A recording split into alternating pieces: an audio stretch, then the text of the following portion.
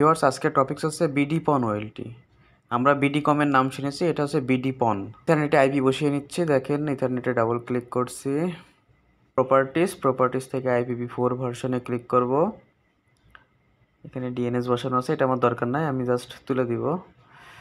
দেন আমি আইপি বসাবো 192.168.100.110। এই সিরিজের যে কোনো একটা আইপি বসালেই হবে, আমি যাতে 100.100-তে পিং পাই।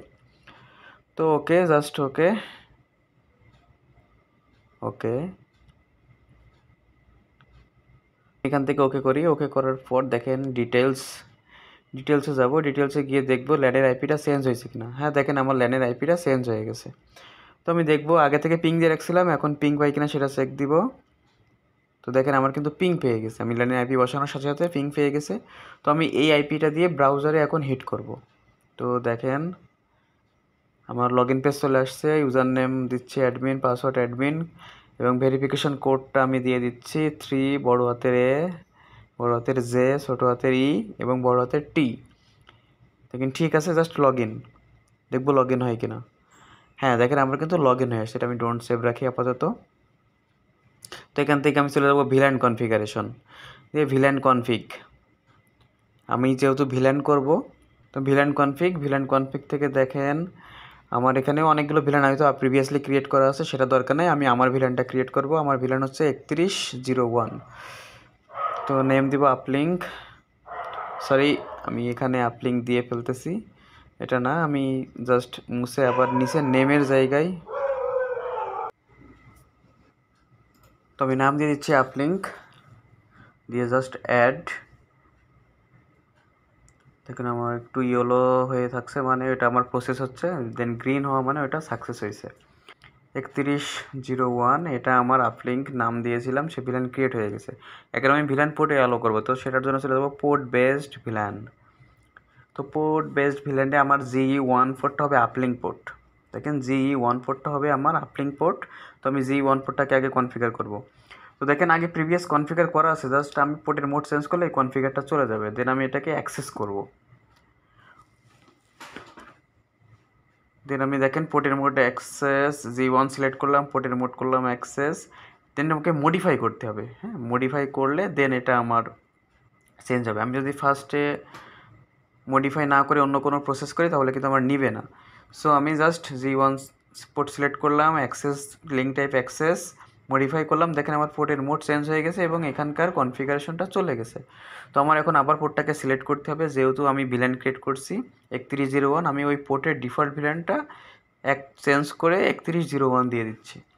তো এখন আমি যথারীতি সেমভাবে GE2 পোর্টটাকে করব। পোর্টের mode access, link type access, port select করছি, লিঙ্ক টাইপ অ্যাক্সেস দিছি, মডিফাই।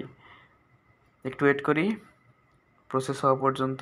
আবার এই 3101 পোর্টটাকে ডিফল্ট ভিলেন হিসেবে দিয়ে দিব GE2 পোর্টে।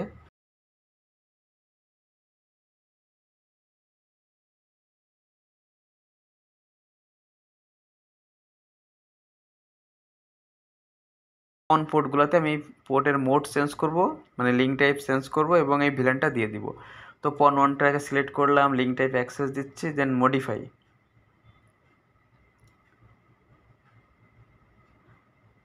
আবার নিচের দিকে যাই, আমার প্রসেসটা কমপ্লিট হয়ে গেছে। আমি নিচের দিকে আসি, নিচের দিকে আসার পরে দেখতে পারবো যে আমার পন 1টা অ্যাক্সেস হয়েছে কি। হ্যাঁ, দেখেন আমার পন 1টা কিন্তু অ্যাক্সেস হয়েছে। আমি আবার পোর্টটাকে সিলেক্ট করলাম, জাস্ট ডিফল্ট ভিলেনটা এক মুছে দিয়ে আমার 3101 যে ভিলেনটা ছিল সেটা দিয়ে দিচ্ছি, জাস্ট অ্যাড। তো সেমভাবে আমি পন 2, পন 3, পন 4 করবো। তো সেই প্রসেসটা আমি একটু দ্রুত করি, আমি করতেছি।